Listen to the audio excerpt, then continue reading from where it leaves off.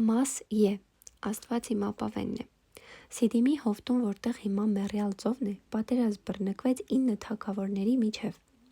Նրանցից 4-ը մի ճամբարում էին, 5-ը մյուս։ Դա վրեժի և կողոպուտի պատերազմ էր։ Մեկը անհամար այն բախումներից, որոնք տեղի են ունեցել Քանանի տոհմում, որը Քամի որդին էր, վերջինս էլ Նոյի։ Իսկ Քամի սերունդը գտնվում էր Նոյի անեծքի տակ, ծնողին անարգելու մեղքի պատճառով, ծնողի նկատմամբ անարգալից վերաբերմունքի պատճառով։ Ծննդոց գիրք 9:25։ Քոդողագոմոր թագավորը մի պատերազմող կողմի գլխավոր զորապետն էր, իսկ Սոդոմի և Գոմորի թագավորները մյուս կողմի։ Եվ առաջին կողմը հաղթեց երկրորդ կողմին։ Սոդոմի և Գոմորի թագավորներն ընկան Կուպրի հորերի մեջ,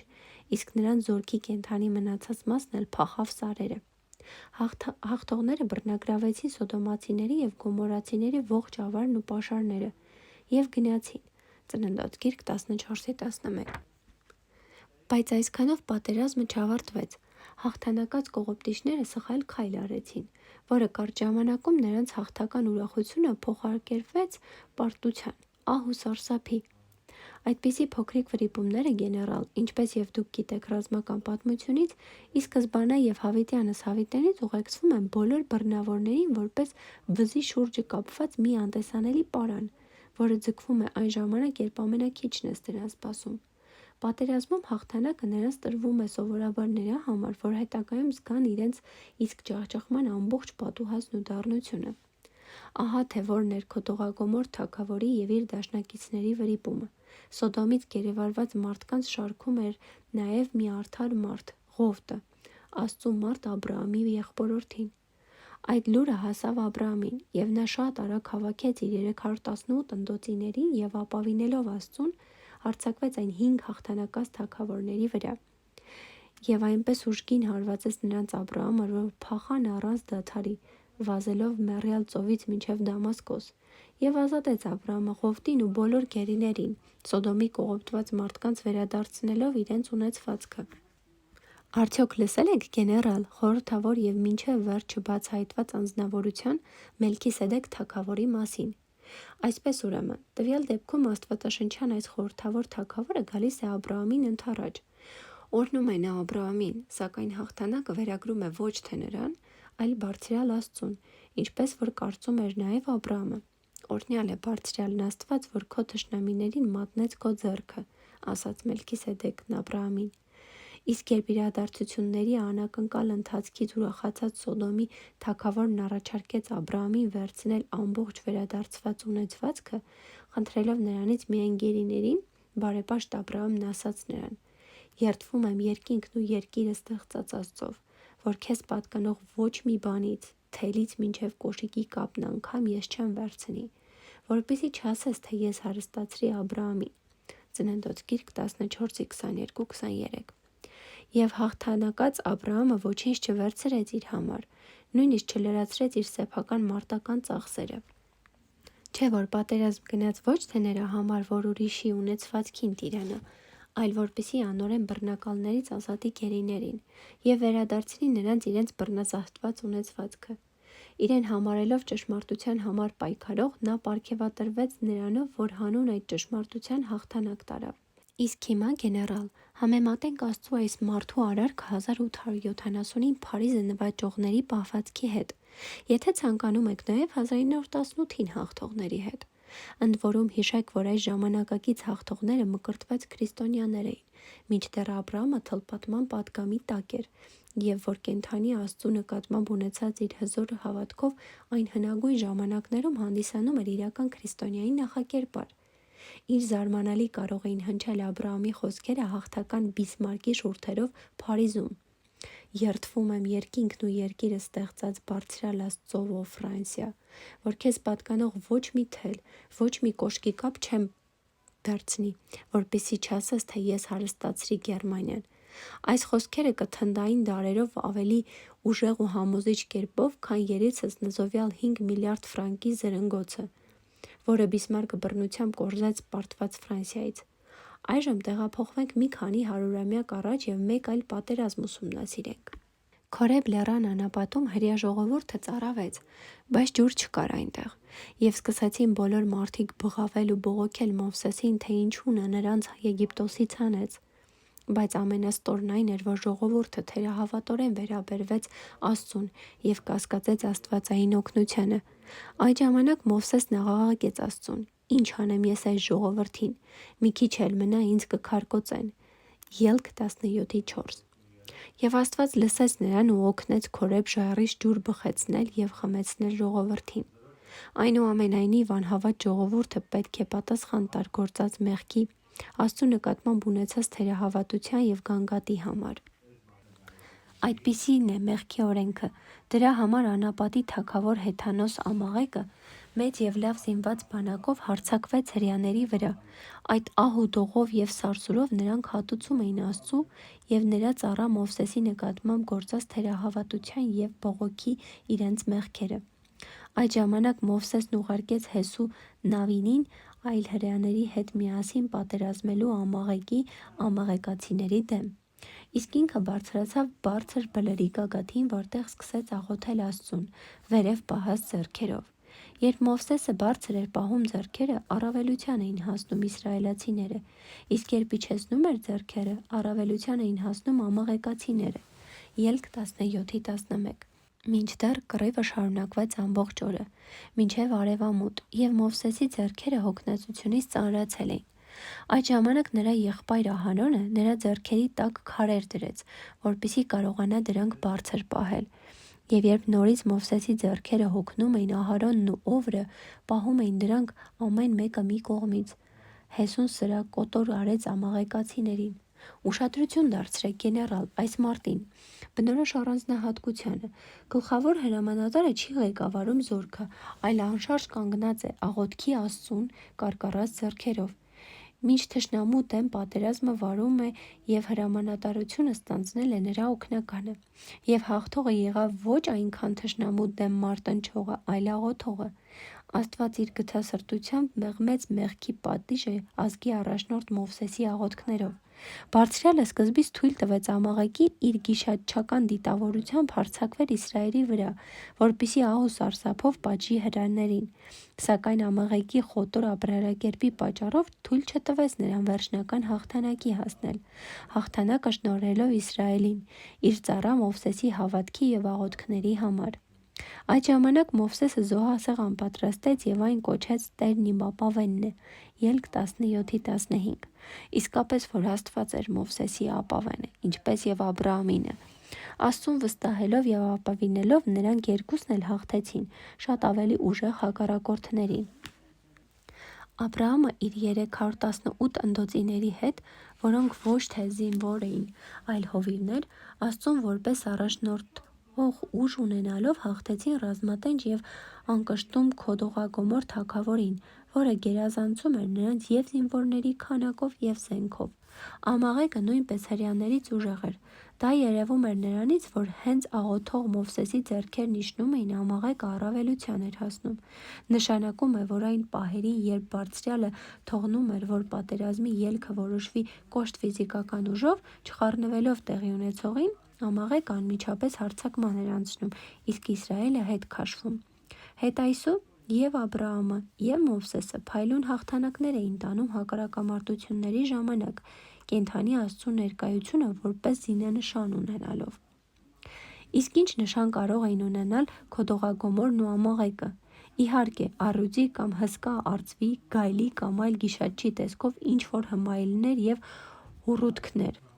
Եվ դժբախտաբար այդ կենդանիների պատկերները մինչև այսօր պատկերված են շատ քրիստոնյա և ոչ քրիստոնյա ազգերի զինանշանների վրա։ Աստվածաշնչի տեսանկյունից վերոհիշյալ իրադարձությունների մեկնաբանությունը պարզ և հասկանալի է դարձնում հետևյալը, որ առաջինը, ավարի համար պատերազմողները, ինչպես Սոդոմագոմորն ու Ամաղեկը, կարող էին Աստծու թողտվությամբ սկզբից հաջողության հասնել։ Երկրորդ, պատերազմի ժամանակ կողոպտիչներին և բռնացողներին կարող է հաջողությունը ժպտալ ոչ թե նրանց ուժի և հզորության համար, այլ այն ազգի մեղավորության պատճառով, որի վրա հարձակվում են։ Երրորդ, Աբրահամի և Մովսեսի նման բարեպաշտ մարդիկ կարողանում են թշնամուն պարտության մատնել, որպեսզի պաշտպանեն հարձակման ենթարկված ավելի տկար մարդկանց, եթե պատերազմում են Աստծուն որպես միակ ապավեն և զինանշան ունենալով։ Մաս Զ. Պատերազմի ժամանակ սանձարձակությունը վերածվում է դժբախտության։ Իսկ այժմ, իմ սիրելի գեներալ, լսեք, թե ինչ է գրված Աստվածաշնչի մեկ այլ էջում. Եթե պատերազմի ելնես քո թշնամիների դեմ, զգուշացիր ամեն տեսակ չար բաներից։ Այս պատվիրանը Բարձրյալն Աստված տվեց իր ընտրյալ ազգին Մովսեսի իր հավատարիմ ծառայի միջոցով։ Պատերազմի ժամանակ հեռու մնալ, զգուշանալ ամեն վատ բանից, հատկապես անառակությունից և շնությունից։ Ահա սա է բարձր բարոյական արժեքներ պահպանած բալկանյան գյուղացիների մարտական բարոյականության օրենքը մինչև այսօր։ Թե ինչն է նպաստում կամ խանգարում այս բարոյական պարտքի կատարմանը, ամենալավը պարզաբանում է հրեա ժողովրդի պատմությունը։ Անբարոյ խառնվածքի տեր զորահրամանատարը հաղթանակ չի ունենում, բռնաբարող զինվորը անփառունակ մահով կընկնի։ Մի վախեցեք ու մի զարհուրեք այս մեծ բազմությունից, քանզի պատերազմը ձերը չէ, այլ Աստծուն, ասում է Աստված։ Եթե երկնքի և երկրի արարիչը ամենազոր Աստված մտադրվել է ինչ-որ բան անել այս կամ այն ազգին, ապա ոչ ոք ի զորու չէ նրա մտադրությունը փոխել, բացառությամբ հենց այդ ազգի։ Հրեա ազգի նկատմամբ Աստծու մտադրությունն էր նրանց լուսատու դարձնել մյուս ազգերի և լեզուների մեջ, որպեսզի հաղորդեին նրանց միակ կենդանի և ճշմարիտ Աստծու հանդեպ ունեցած հավատքը։ Այդ պատճառով էլ Աստված ամեն ինչ արեց, որ Իսրայելն ազատի եգիպտական ստրկությունից և բերի նրանց Քանան, Աբրահամի, Իսահակի և Հակոբի երկիր, ավետյաց երկիր։ Աստծու օգնությամբ Իսրայելն այդ ճանապարհը շատ հեշտ և արագ կանցներ, եթե իր համար խոչընդոտներ չստեղծեր։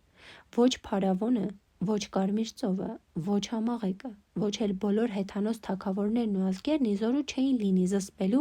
այն ժողովրդի ընթացքը, որին Աստված էր առաջնորդում, կամ փաստացիորեն իր ամենակարող հոգով տեղափոխում մի երկրից մյուսը։ Այնուամենայնիվ, հենց այդ ազգի մեղքերը Աստծու դեմ գործած ահավոր հանցանքները կասեցնում և կանգնեցնում էին նրանց, հետ վերադարձնում ճանապարհից, դուրս բերում և սոսկալի վտանգների ենթարկում։ Նույնիսկ Աստծու կողմից ուղարկված փոքրիկ դժվարությունները, որ պետք է փորձեին ժողովրդի հավատը, իսրայելացիների համար Տեր Աստծուց սաստիկ դժգոհելու պատճառ էին դառնում։ Այդ դժգոհությամբ նրանք իրենց վրա բերեցին հիվանդություններ ու ցավեր, պարտություններ թշնամիներից և 40 տարիների ընթացքում անապատում թափառեցին ու հածեցին։ Բայց հենց այդ ազգն ապաշխարում էր, սթափվում և մաքրվում մեղքից, առանց որևէ դժվարության առաջ էր ընթանում, առանց չարչարանքների հաղթահարում էր շատ խոչընդոտներ և առանց կորուստների հաղթում շատ թշնամիների։ Օրինակի համար դիտարկենք ամորհացիների և Բասանի թագավորների դեմ պատերազմները։ Մովսեսն իր պատգամավորներին ուղարկեց ամորհացիների թագավոր Սեհովնի մոտ հետևյալ խնդրանքով. «Թույլ տուր անցնել քո երկրով, ճանապարհով կգնանք, չենք շեղվի ոչ դաշտերի, ոչ այգիների մեջ, և ոչ իսկ քո ջրհորներից ջուր կխմենք։ Արքունի ճանապարհով կգնանք, մինչև որ անցնենք քո սահմաններից»։ Այնուամենայնիվ Սեհովնը թույլ չտվեց և հանդգնեց հարձակվել Իսրայելի վրա։ Պատերազմի բռնվեց և սարսափելի պարտության մատնվեց։ Նույն վիճակում հայտնվեց նաև Բասանի թագավոր Օվգը։ Մովսեսը նրան գլխովին ջախջախեց։ Ապաշխարած և մաքրված ազգի կողմից երկու հեթանոս թագավորների դեմ տարած այս երկու փայլուն հաղթանակներից հետո մերձակայքում ապրող ազգերին ահա պատեց։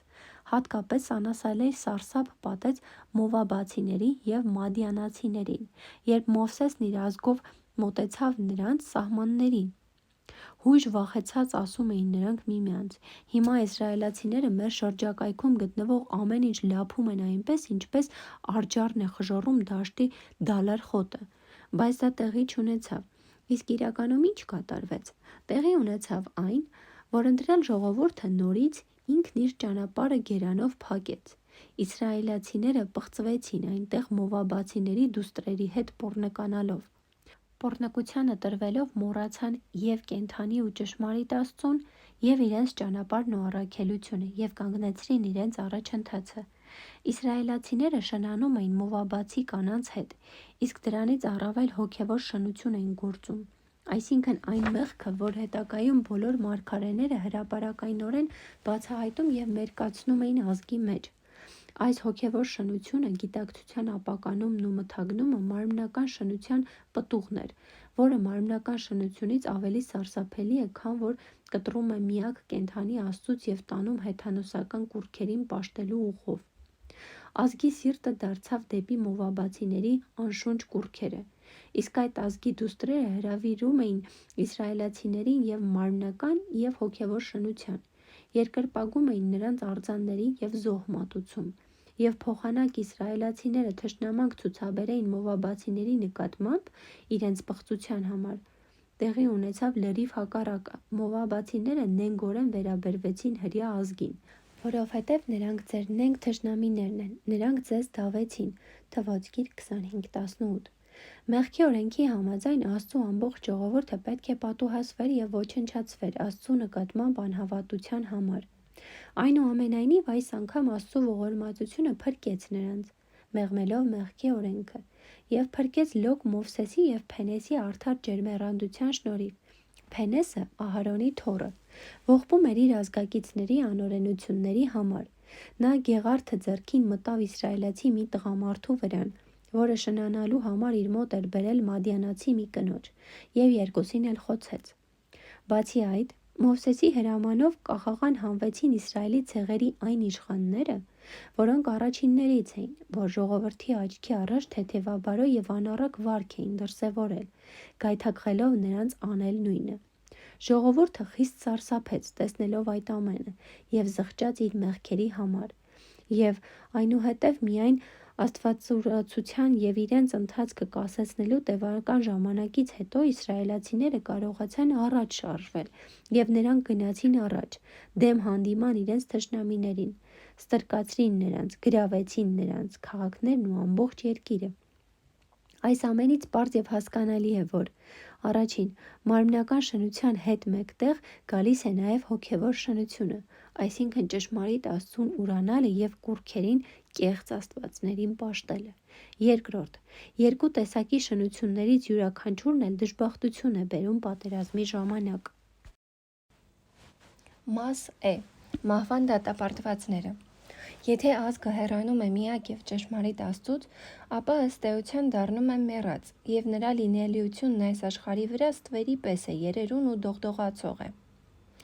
Այն կարծես արմատից սղոցած ծառ լինի, որը դեռ չի տապալվել, բավական է երկրաշարժ կամ ջրհեղեղ լինի, մահաբեր խոց կամ պատերազմ, որպեսզի այդ ստվերը ոչնչացնի, տապալի կորստի դատապարտված ծառը և թաղի մեռելներին։ Չէ՞ որ միակ և կենդանի Աստծուց հեռանալ կամ հրաժարվել նրանից նշանակում է պատերազմի դուրս գալ ամենաբարձրյալի դեմ և ոտնահարել նրա ամբողջ օրենքը։ Բայց ինչպես կարող է խոտը պատերազմել հնձվորի դեմ։ Իզորու են սափորները պայքարել բրուտի դեմ։ Մի՞թե կացինը կբարձրանա առանց փայտահատի։ 7 ազգեր էին բնակվում Քանանի երկրում. խեթերը, գերգեսացիները, ամորհացիները, քանանացիները, փերեզացիները, խեֆտացիները և հեբուսացիները։ Մինչև այդ բոլոր այս ազգերը հեռացել էին միակ և ճշմարիտ Աստծուց, ոտնահարել նրա օրենքը, տրվել կռապաշտության և դրա հետ մեկտեղ հեթանոսական ծայրահեղ բարոյազանցության։ Ոչ բարձրյալի ողորմությունն էր նրանց սրտերին հասնում, ոչ էլ պատուհասը։ Չէ՞ որ նրանք և Աստծու բարեհաճությունը, և Աստծու պատիժը վերագրում էին ոչ թե Աստծուն, այլ դևերին։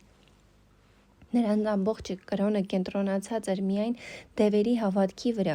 միայն նրանցից էին վախենում և նրանց հետ էլ ուխտ էին անում։ Այն ժամանակ, երբ Հակոբը լքեց Քանանը և տեղափոխվեց Եգիպտոս, այդպիսին էին այդ ժողովուրդները։ Նույնն էին մնացել նրանք նաև 430 տարի անց, երբ Հակոբի և Իսրայելի ժողովուրդը վերադարձավ Քանան։ Իրենց քանակով և ֆիզիկական ուժով նրանք գերազանցում էին Իսրայելին,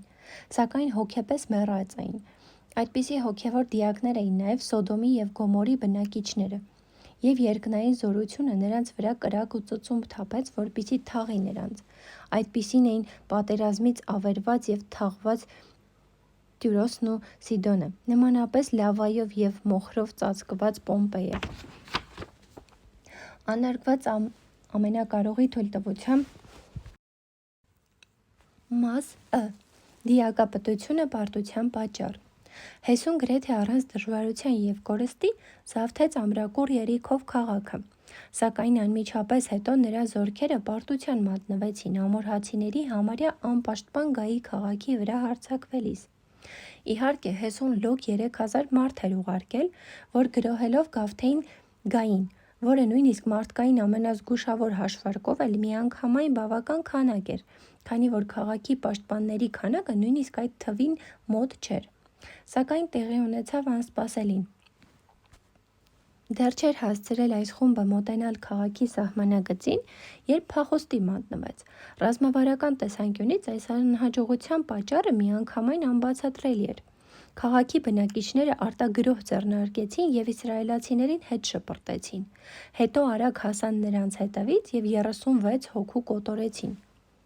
ինչն էլ առավել մեծ խուճապ առաջացրեց վերջիններիս շարքերում և դրդեց մարտի դաշտից ամբողջ ուժով փախուստի դիմելուն։ Իրենց հաջողությունից ոգևորված, քաղաքի պաշտպանները հետապնդեցին նրանց, զառիվայրի մոտ հասան և կոտորեցին բոլորին։ Այս հանկարծահաս պարտությունն ահ ու դող առաջացրեց իսրայելական զորքի մնացյալ մասի մեջ, ինչի պատճառով ժողովրդի սիրտը դողաց և նրանք ասես ջուր դարձան։ Իսրայելի զորապետ Հեսուն երեսնիվայր ընկավ գետնին, Տիրոջ տապանակի առաջ, դա այն սրբությունն էր, որի առաջ սովորաբար աղոթում էր Աստծուն, և սկսեց ողբալ ու վշտանալ Աստծու առաջ, խնդրելով բացահայտել այս մարտական անհաջողության խորհրդավոր պատճառը։ Այսպես սգալով և կոծելով մնաց մինչև երեկո։ Աստված ցույց տվեց, որ այդ դժբախտության պատճառը դիակապտությունն է։ Աստված նրան ասաց. «Ժողովուրդը մեղք գործեց, դրժեց իմ ուխտը, որ ուխտեցի նրանց։ Նրանք գողացան առան նզովված բաներից, ստեցին և դրին իրենց ամանների մեջ»։ Դա լսելով Հեսուն սկսեց փնտրել Գողին և Խաբեբային, նրան, ով մեղավոր էր ազգային այդպիսի դժբախտության համար, և գտավ նրան իդեմս Աքանի, որը որդին էր Քամրիի, Հուդայի ցեղից։ Աքանը խոստովանեց, որ Երիքովում տեսավ մի գեղեցիկ վերարկու, 200 սիկլ արծաթ և մի ձուլակտոր ոսկի, և ցանկացավ դրանք վերցրեց, թաքցրեց իր վրանում հողի տակ։ Այդ ժամանակ զորապետը բարձրաձայն հայտարարեց. «Ինչու մեզ կործանեցիր, Տերն այսօր քեզ կկործանի»։ Եվ Աքանը դաժան մահապատժի ենթարկվեց։ Նրան քարկոծեցին իր ամբողջ ընտանիքով, անասուններով, գողացված և իր սեփական հանդիսացող իրերով հանդերձ։ Զորքի մեջ ներթափանցած մեղքի այդպիսի արյունալի մաքրագործումից հետո Հեսուն կրկին գնաց գայի վրա և առանց մեծ դժվարության ու ռազմական կորուստների գրավեց այն։ Այս պատերազմը հստակորեն խրատում է մեզ, որ այն ազգը, որն ունի որևէ աստվածային առաքելություն կամ պատժելու կամ ուղղելու մեկ այլ ազգի, չի հանդգնի Աստծո օրենքը զանց առնել, խախտելով որևէ պատվիրան։ Չեն հանդգնի Աստծո օրենքը խախտել ոչ բանակը, ոչ զորամասերի և ստորաբաժանումների հրամանատարները, ոչ էլ վերջին շարքայինը։ Եթե զորքից նույնիսկ մի զինվոր գողություն, դիակապտություն, անառակություն կատարի, կամ սրբավղծություններ անի, կամ էլ Աստծու օրենքին հակառակ ինչ-որ այլ մեղք գործի, ապա դրանով խոչընդոտում է ամբողջ բանակի ռազմական հաջողությանը։ Ինչքան բարձր է զինծառայողի կոչումն ու պաշտոնը, այնքան ավելի է նրա մեղքի խանգարում իր բանակի հաղթանակին։ Իսկ գլխավոր հրամանատարի գործած մեղքը Աստծու և աստվածային օրենքի նկատմամբ հավասարազոր է դիտավորյալ դավաճանության կամ դիրքերը թշնամուն սիճելուն։ Պատերազմի ժամանակ յուրաքանչյուր մեղքի հատուցումն ավելի արագ է վրա հասնում, քան խաղաղ պայմաններում։ Սա պետք է միշտ աչքի առաջ ունենալ։ Քանի որ պատերազմը Աստծուց եկած արագընթաց հատուցումն է մարդկության բոլոր այն վատ գործերի համար, որ կատարել են խաղաղության պայմաններում։ Մենք սգում և վշտանում ենք, որ ինչ-որ վաշտ պատահաբար փորձանքի մեջ է ընկնում ու զոհվում, բայց պատերազմում պատահականություն չկա, կամ էլ մենք ցավում ենք ինչ-որ սպայի համար, որ հրամանատարական վրանում պատահական գնդակի զոհ է դարձել։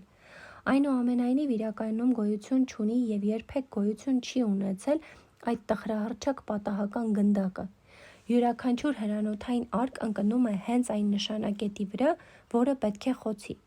Իմ սիրելի գեներալ, պատերազմում չկա կույր պատահականություն։ Այն, որ պատերազմում զինվորը պարտավոր է մեղքերից մաքուր լինել և երկյուղած Աստծու առջև, գիտեին մեզ մոտ Բալկաններում ապրող բոլոր գյուղացիական ժողովուրդները։ Նրանք սա մինչև այժմ գիտեն և այս գիտությամբ են առաջնորդվում ռազմաճակատում։ Եթե նրանց մտքերը չեն աղավաղել, նրանք, ովքեր ոչինչ չիմանալով և ոչնչի մասին չմտածելով շարունակ խոսում են պատերազմի մասին։ Վերջիններիս թիվն այսօր արևմուտքում մեծ է։ Նրանք կորցրել են ավելի նուրբ, հոգևոր և բարոյական գործոնների մասին հասկացությունները, որոնք որոշում են ռազմական գործողությունների ելքը։ Պատերազմում որոշիչ դերը վերագրում են կենդանի և անկենդան մեքենաներին, այսինքն զինվորներին և ռազմական տեխնիկային։ Այս ամբողջը միասին առանց տարբերության նրանք անվանում են մեկ բառով՝ նյութ։ Ամեն ինչում նյութապաշտ են, նույնիսկ պատերազմը գնահատելիս։ Նրանց փիլիսոփայությունը միայն մեծ քանակություն և մարտական պատրաստվածություն գիտի։ Այդ պատճառով վերջին պատերազմների ժամանակ, որոնց ականատես եղանք, պարզվեց, որ առանց բացառության նրանց բոլոր ռազմական նախահաշիվներն ու հաշվարկները, նաև մարտական ընթացքի նախագուշակումներն ու կանխատեսումները միանգամայն անպիտան էին, հերկվեցին և հենց տվյալ պատերազմների արդյունքներով։ Նյութապաշտների գլխավոր սխալն այն է, որ երկու բանակների միջև մարտական գործողությունների ժամանակ նրանք միայն մտածում են այս երկու պատերազմող կողմերի մասին և երբեք չեն մտածում երրորդ որոշող ամենատես կողմի մասին, մինչդեռ իրենց մաքրությունը պահպանած բալկանյան գյուղացիները մշտապես ավելի շատ այս երրորդ որոշող և ամենատես կողմի մասին են մտածում, քան ռազմական կոնֆլիկտի անմիջական մասնակիցների։ Սրանում էլ կայանում է պատերազմի վերաբերյալ աստվածաշնչյան դիրքորոշումը։ Այս ամենից հատկապես հետևում է, որ առաջինը. ամենակարող Աստված ատում է գողերին և դիակ կողոպտողներին, երկրորդ. լոկ մեկ զինվորի կողմից կատարված դիակապտությունը խոչընդոտում է ամբողջ բանակի ռազմական հաջողությունը։ Մաս Თ. Գերությունն ու ստրկությունը որպես մեղքի հատուցում։ Դատավորներ. Գիշերեր, և աստղերն անհոգ զբոսնում են երկնակամարում։ Մի գիտնական հմայված մեր գլխավերևում կայծկլտացող լուսաճաճանճ աստղերի գեղեցկությամբ ասաց. «Օ, եթե մարդկանց և ազգերի կյանքում էլ այդպիսի աստղային կարգուկանոն տիրեր»։ Ինչպես, մի՞թե չի տիրում, թեման շարունակեց Բալկանացին։ Իրականում, պարոնայք, մեզ համար միանգամայն պարզ պետք է լինի, որ մարդկանց և ազգերի կյանքում նկատվում է ինքնատիպ, հիանալի կարգուկանոն։ Այլ խոսքերով ասած, նրանց կյանքում նույն ակնհայտորեն մեխանիկական համակարգը չի գործում, որը նկատում ենք աստղերի մոտ, այլ կատարյալ ներքին կենսակարգ է, ի տարբերություն աստղերի կարգավորման արտաքին ալգորիթմի։ Չէ՞ որ մարդիկ էությամբ կենդանի հոգիներ են, և իրենց մարմնական, ֆիզիկական ներգործություններով և փոխհարաբերություններով լոկ սիմվոլիկ կերպով են արտահայտում այն, ինչ կատարվում է կամ արդեն կատարվել է, կամ կկատարվի իրենց այդ կենդանի էակների էության մեջ։ Այդ պատճառով էլ որևէ ազգի արտաքին ֆիզիկական ստրկությունը նախնական հոգևոր ստրկության արտաքին արտահայտումն է։ Աստվածաշնչի համաձայն, սա չափազանց հազվադեպ բացառություններով կանոն է։ Այս բացառությունները կապված են կոնկրետ անձի կամ ամբողջական ազգի հավատքի ուժը կամ կամքի ամրությունը փորձելու հետ։ Նմանատիպ արտակարգ իրադարձություններն Աստծու եկեղեցաշինության ծրագրի մաս են կազմում, նպատակ ունենալով մեծարել առանձին անձանց, Քրիստոսի առաքյալներին ու նահատակներին կամ որոշակի խմբի, Աստծու եկեղեցին։ Բայց հիմա եկեք թողնենք այս արտասովոր բացառությունները և մեր ուշադրությունն ուղղենք կանոնին։ Իսկ կանոնը պարզ թվաբանության պես հեշտ ու հասկանալի է։ Այն հետևյալն է. եթե պատերազմը որևէ ազգի գերություն ու ստրկություն է բերում, ապա այդ ազգը արժանացել է այդ ազատազրկմանը խաղաղ ժամանակ իր ապրած անառակ և անխելամիտ կյանքով։ Աստվածավախ և անպարտելի Հեսուի մահից հետո միայն դատավորների կառավարման ժամանակ հրեաները ստրկության են մատնվել 6 կամ 7 անգամ։ Առաջին ստրկությունը Միջագետքի Քուսարսաթեմ թագավորի տիրապետության տակ էր, որը տևեց 8 տարի։ Իսրայելի որդիների երկրորդ ստրկությունը Մովաբի Եգղոմ թագավորի իշխանության տակ էր և տևեց 18 տարի։ Երրորդ ստրկությունը քանանացիների Հաբին թագավորի տիրապետության տակ էր և տևեց որոշակի ժամանակահատված։ Չորրորդ անգամ Իսրայելի որդիներին ստրկության մատնեցին մադիանացիները 7 տարով, 5-րդ անգամ փղշտացիների ձեռքը 18 տարով։ 6-րդ ստրկությունը կրկին փղշտացիների տիրապետության տակ էր, որը տևեց 40 տարի։ Բացի այդ, նաև հիշատակվում են ներքին անիշխանության և մասնակի անազատության ժամանակահատվածներ, երբ չեն եղել բարեվարք դատավորներ, որոնք կկառավարեին Իսրայելի ժողովրդին։ Որոնք են այսքան հաճախ ստրկության մատնվելու պատճառները։ Արդյոք անազատության տարբեր ժամանակահատվածներ տարբեր նախադրյալներ ունեն։ Ոչ, սակայն այս բոլոր դեպքերում պատճառները նույնն էին, կամ ավելի ճիշտ է ասել, որ միայն մեկ պատճառ կար։ Այն պարզ և հստակ արտահայտված է հետևյալ նախադասությամբ. Իսրայելի որդիները չարիք գործեցին Տիրոջ առաջ։ Այն սերունդը, որն ականատես ու մասնակից էր եղել և խաղաղության, և պատերազմի ժամանակ Իսրայելի ժողովրդին օգնելու համար Աստծու կատարած հրաշքներին, մահացել էր։ Դրանից հետո եկավ ուրիշ սերունդ, որ չէր ճանաչում ոչ Տիրոջը և ոչ էլ այն գործերը, որ նա արել էր Իսրայելի մեջ։ Իսրայելացիները Տիրոջ առաջ չարիք գործեցին և Բահաղին պաշտեցին, թողեցին իրենց հայրերի Տեր Աստծուն, որ նրանց հանել էր եգիպտացիների երկրից, գնացին օտար աստվածների հետևից։ Իսրայելացիների կողմից Աստծու առաջ գործած բոլոր չարություններից հատկապես նշվում էր մեկը՝ Բահաղին ծառայելը։ Ինչ է նշանակում այդ զբաղմունքը։ Դա կուռքերի արձանների տեսքով հանդես եկող դևերի պաշտամունքն է։ Այս մեղքը հիմնական և սկզբնային է։ Դրանից են սկիզբ առնում բոլոր մնացած մեղքերը Աստծու բոլոր 10 կարևոր պատվիրանների խախտումները, որոնք են միակ կենդանի Աստծուն չհավատալը, այլ չար ու մեռած աստվածների պաշտելը, Աստծու անունը զուր տալը, 7-րդ օրը սուրբ պահելը մոռանալը, ծնողներին չպատվելը, սպանությունները, շնությունը, գողությունները, ստախոսությունները և ուրիշի ունեցվածքի վրա աչք ունենալը։ Բոլոր այս մեղքերով մարդիկ մարտնչում են միակ կենդանի Աստծու դեմ, դրա հետ մեկտեղ հոգով և կյանքով ստրկանալով գեհենի մութ ուժերին։ Իսկ այն մասին, որ ժողովրդի հենց այդ մեղքերն են նրանց ստրկության տարել օտար լծի տակ, ասված է շատ պարզ և արտահայտիչ կերպով։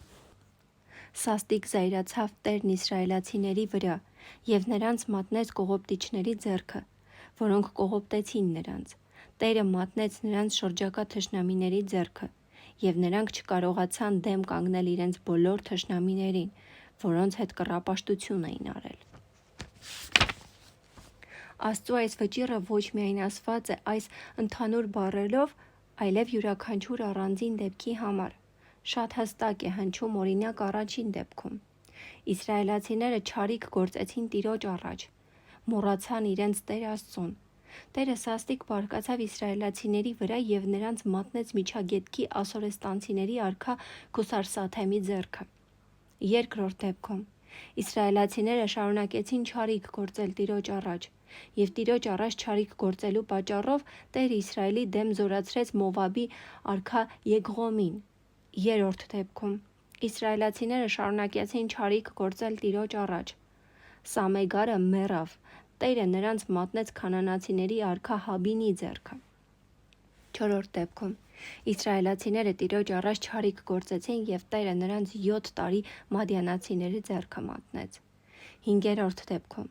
իսրայելացիները շարունակեցին Տիրոջ առաջ չարիք գործել և պաշտեցին Բահաղի կուռքերին, Աստարոթին։ Տերը բարկությամբ բորբոքվեց իսրայելացիների վրա և նրանց մատնեց ամոնացիների, փղշտացիների ձեռքը։ 6-րդ դեպքում իսրայելացիները շարունակեցին չարիք գործել Տիրոջ առաջ և Տերը նրանց 40 տարի փղշտացիների ձեռքը մատնեց։ Բոլոր այս իրադարձությունների մեջ պարզից էլ պարզ է 3 բան՝ մասնավորապես պատճառը, հետևանքը և դրանց միջև կապը։ Պատճառը ազգի մեղքն է, հետևանքը ազգի ստրկությունը, իսկ պատճառը-հետևանքային կապը հենց ամենակալ Աստված է։ Հատուկ ուշադրություն պետք է դարձնել այն փաստին, որ այստեղ ոչ թե մեկ մարդու մեղք է արձանագրվում, ինչպես մյուս մեջբերված տեղերում, այլ ամբողջ ազգի։ Նաև չի խոսվում դատավորների ազգային առաջնորդների մեղքերի մասին, քանի որ գրված է. բայց նրանք դատավորներին էլ չլսեցին, որովհետև օտար աստվածների հետևելով կռապաշտություն արեցին, երկրպագեցին նրանց և բարկացրին Տիրոջը։ Ամբողջ ազգն էր մեղքի մեջ, ամբողջ ազգն էր հեռանում իր Աստծուց, ամբողջ ազգն էր մեղավոր իր դժբախտության մեջ։ Փոխանակ Իսրայելը գիտակցեր իր բարձր կոչումը և հաստատապես հետևեր Աստծո օրենքին, որը նշանակում էր կամ մահվան դատավճիռ իրականացնել դատապարտված ազգերի վրա, կամ վերակենդանացնել նրանց միակ ճշմարիտ Աստծու հավատքով, նա ընկղմվեց խավարի մեջ, լավագույնը ընկավ վատագույնի ազդեցության տակ, խառնվեց նրա հետ և դարձավ նրա նման։ Մինչև այդ արդարամիտ Աստված բարձրացնում էր ուղղահավատներին անհավատների նկատմամբ, իսկ այդ ամենի պատճառով բարձրացրեց անհավատներին նախկին ուղղադավանների նկատմամբ, որոնք իրենց Աստծուն դավաճանել էին և անհավատարիմ գտնվել նրա հանդեպ։ Մասնավորապես, եթե նախկինում Աստված պատվիրում էր Իսրայելին գնալ Քանանի